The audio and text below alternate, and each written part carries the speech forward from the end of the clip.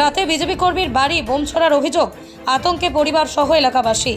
Vote মিটেছে দুদিন, আর তারই মধ্যে ভোট পরবর্তী হিংসার ছবি দেখা গেল গোপালনগর থানার অম্বরপুর গ্রামে। অভিযোগ, বিজেপি কর্মী রবীন্দ্রনাথ রায়ের বাড়িতে রাতের অন্ধকারে কে বা কারা বোম মেরে পালিয়ে যায়। রবীন্দ্রনাথ জানায়, গতকাল রাতে পার্টির কাজ ছেড়ে বাড়ি ঢোকার পর আনুমানিক 10:30 নাগাদ বাড়ির পিছনে কে বা কারা বোম ছোড়ে। বিকট শব্দে সমস্ত বাড়ি কেঁপে ওঠে।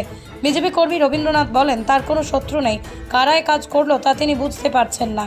এই ঘটনার পর আতঙ্কে গোটা পরিবার সহ এলাকার মানুষ। ঘটনার পর গোপালনগর থানাতে একটি অভিযোগও দায়ের করেন বিজেপি কর্মী রবীন্দ্রনাথ রায়।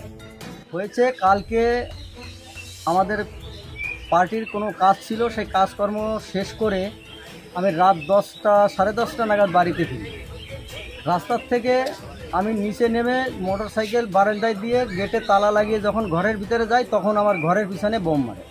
আর বোমে আমার বাড়ি ঘর সব কেঁপে উঠেছে, বাড়ির সবাই কেঁপে উঠেছে, ভয় পেয়েছে, আতঙ্ক আমাদের এখন। কারা মারলো? আর কারা মারলো সেটা বলতে পারবো না। আমি বিজেপি পার্টির বনগাঁও 1 মণ্ডলের সম্পাদক হচ্ছি এখন। সেই হিসাবে বিজেপি পার্টির হিসাবে কারা মারলো, আমার অন্য কোনো শত্রুতা নাই। কারা মারলো, কি করলো, কি না করলো সেটা আমি বলতে পারবো না। ঘটনার খবর পেয়ে ঘটনাস্থলে যান বন্যা উত্তরের বিজেপি বিধায়ক অশোক কীর্তনিয়া। অশোকবাবু বলেন, 2021 সালেও নির্বাচনের এই বাড়িতে বোম পড়েছিল। 2024 সালের নির্বাচনের পরেও বোম পড়ল। তৃণমূল জানে তাদের হার নিশ্চিত, তাই আতঙ্ক তৈরি করার জন্য এই সমস্ত কাজ করছে। দেখুন, 21 নির্বাচনের পরেও, বিধানসভা নির্বাচনের পরে এই বাড়িতে বোম পড়েছিল, তার দেয়ালে বোম মারা হয়েছিল। এবং 24-এ যে লোকসভা নির্বাচন হলো, সেই নির্বাচনের পরেও কালকে না বাড়িতে বোম মারা হয়েছে।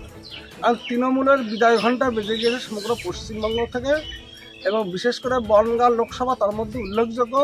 তৃণমূল এখানে গোহারা হারছে, আতঙ্ক তৈরি করার চেষ্টা করছে।